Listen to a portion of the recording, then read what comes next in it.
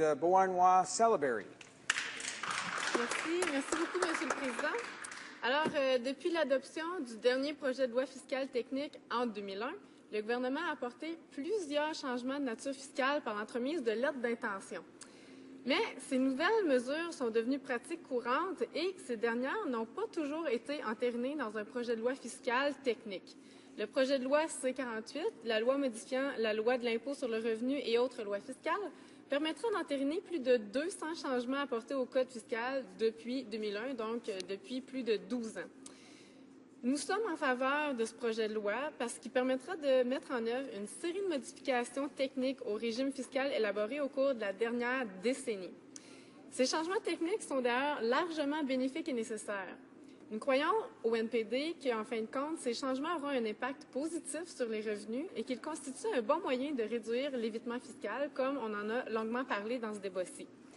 L'évasion fiscale coûte énormément aux Canadiens. En effet, on estime que chaque année, le Canada se prive d'environ de revenus équivalents à près de 80 milliards de dollars en raison de différentes formes d'évitement fiscal.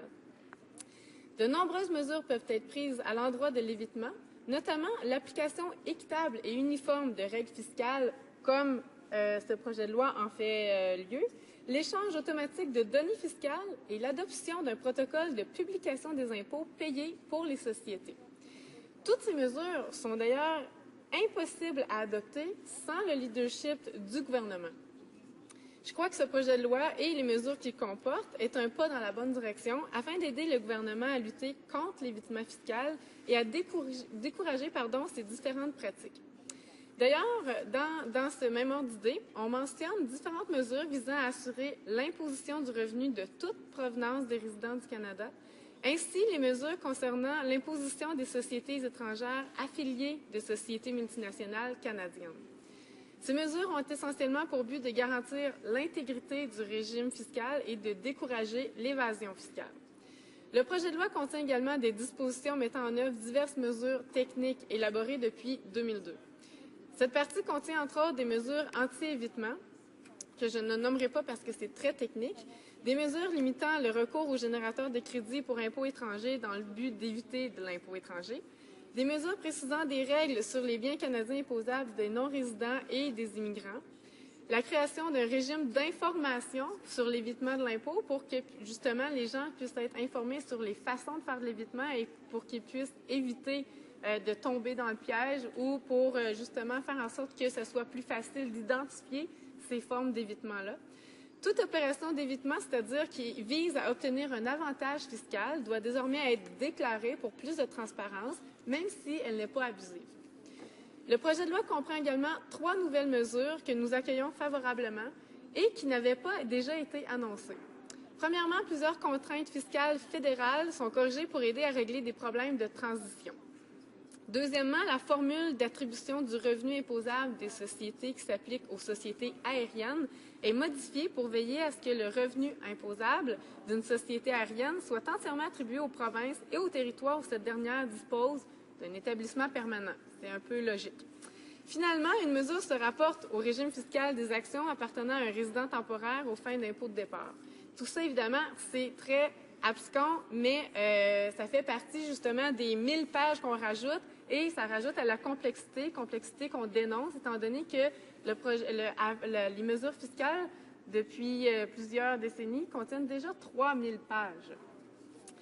Mais tout compte fait, en assurant l'intégrité du droit fiscal en vigueur et en minimisant les échappatoires possibles, ces mesures auront pour effet d'augmenter les revenus du gouvernement. Et comme ma collègue le disait, quand on augmente les revenus du gouvernement, on peut ensuite investir dans des programmes sociaux, dans des programmes pour la santé, l'environnement, pour plus d'équité, par exemple. Toutefois, dans sa forme actuelle, le régime fiscal est d'une complexité sans borne. Cette complexité affecte les particuliers pour qui il est très difficile de planifier leurs impôts avec la multitude de crédits d'impôt à la carte qui existent. Le régime fiscal pose également problème aux entreprises canadiennes et mine leur compétitivité parce que si elles doivent tout décortiquer et investir dans des administrateurs ou dans des comptables qui doivent analyser chacune des 200 modifications, par exemple, qui arrivent au bout d'une décennie, bien, c'est de l'argent qu'elles ne peuvent pas investir dans des emplois locaux ou dans des emplois dans leur PME, donc ça diminue leur productivité et leur compétitivité. La difficulté de planifier leurs dépenses limite aussi les investissements destinés à l'innovation et à l'embauche de travailleurs. Des règles fiscales plus claires pourraient améliorer la compétitivité des entreprises d'ici et de créer plus d'emplois. Bien que nous accueillons favorablement le projet de loi, ce document de près de 1000 pages a toutes les allures d'un projet de loi omnibus, encore une fois, dans son format. Évidemment, le dernier de projet de loi fiscale technique qui remonte à plus de 12 ans englobe certaines des modifications législatives, dont certaines remontent à 1998. L'immense portée de ce projet de loi démontre que le gouvernement doit se montrer beaucoup plus responsable quant à sa gestion des lois fiscales, s'assurer que les propositions relatives aux lois fiscales soient adoptées de façon plus régulière. Évidemment, contrairement au projet de loi budgétaire monstre que sont C-38 et C-45, les changements apportés n'affectent pas un vaste spectre de lois, mais certaines lois en particulier. Toutefois, ils compliquent quand même de façon substantielle le travail d'évaluation des parlementaires, étant donné que pour pouvoir traiter d'un projet de loi et passer à travers une brique de 1000 pages, ça prend beaucoup de temps et ce n'est pas le temps dont on dispose aujourd'hui. Ensuite, il faut prioriser l'élimination des échappatoires fiscales en temps opportun et la plupart de ces mesures ont été adoptées dans la pratique courante. Le fait qu'elles ne soient pas promulguées que des années plus tard sont un élément d'incertitude et d'imprévisibilité dans les milieux d'affaires. L'expérience semble nous indiquer qu'il serait peut-être temps de revoir notre façon de faire. Les projets de loi de nature fiscale devraient être beaucoup plus modestes, donc plus courts, plus nombreux et présentés sur une base régulière, ce qui permettrait la mise en œuvre de leurs dispositions à temps plus opportun. En plus de légitimer le travail des parlementaires, ce qui aurait pour effet de rassurer les milieux d'affaires aussi et de montrer qu'on est beaucoup plus démocratique, ça nous permettrait d'éviter l'accumulation de mesures fiscales non adoptées qui nuit à la réalisation de progrès et d'améliorer et de renforcer le système fiscal canadien. Ça aurait également pour effet de faciliter la planification et la gestion financière des entreprises, des contribuables et des fiscalistes, parce qu'eux-mêmes ont de la difficulté à se retrouver dans tout ce brouhaha.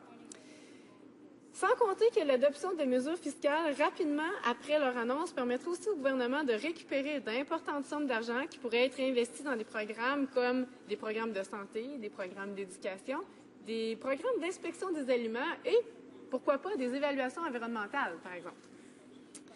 Cette position est d'ailleurs partagée par de nombreux experts, dont l'ancienne vérificatrice générale du Canada, Mme Sheila Fraser, l'Association des comptables généraux accrédités du Canada et Marlène Légaré, ancienne chef principale de division de la taxe de vente du ministère des Finances. Ces derniers sont unanimes pour dire que ça contribuerait à améliorer le processus, à simplifier les lois fiscales qui traduisent une complexité croissante. Complexité qui s'ajoute encore à, par exemple, dernièrement, on a eu une campagne qu'on a menée contre les frais de carte de crédit excessifs qui sont exigés aux petites et moyennes entreprises, aux commerçants en fait. Et les commerçants se disent déjà débordés par toute cette paperasse-là. Et les conservateurs, eux, qui voudraient se dire les meilleurs défenseurs de l'économie locale, des créations de petites et moyennes entreprises, ben, en fait, dans tout ce qu'ils apportent, font des obstacles justement à la croissance de l'économie locale, la croissance de l'employabilité. C'est difficile de les croire quand il y a des projets de loi comme ça qui sont présentés. En terminant, Monsieur le Président, l'ancienne vérificatrice générale du Canada, Sheila Fraser, s'inquiétait déjà en 2009 qu'au moins 400 modifications techniques en suspens n'aient toujours pas fait l'objet de mesures législatives. Le projet de loi C-48 entérine plus de 200 de ces mesures, modifications, mais je me permets de faire écho aux préoccupations de Mme Fraser, étant donné qu'il faut quand même souligner qu'il reste encore 200 autres modifications qui n'ont pas encore été mises en application et qui restent en suspens. Donc, le gouvernement peut-il nous dire quand il compte intégrer ces mesures à la loi? De quelle façon aussi? Il serait dommage de devoir attendre une autre décennie avant de voir ces changements adoptés, d'autant plus qu'ils ont, comme l'ensemble du projet de loi actuel, des conséquences positives sur un régime fiscal canadien. Tout comme les mesures qui seront ajoutées à la loi grâce au projet de loi C-48, ces derniers ont pour but d'assurer l'intégrité des lois fiscales existantes, de combler des lacunes afin de décourager l'évitement fiscal et augmenter nos revenus et donc participer à l'économie positive. Merci.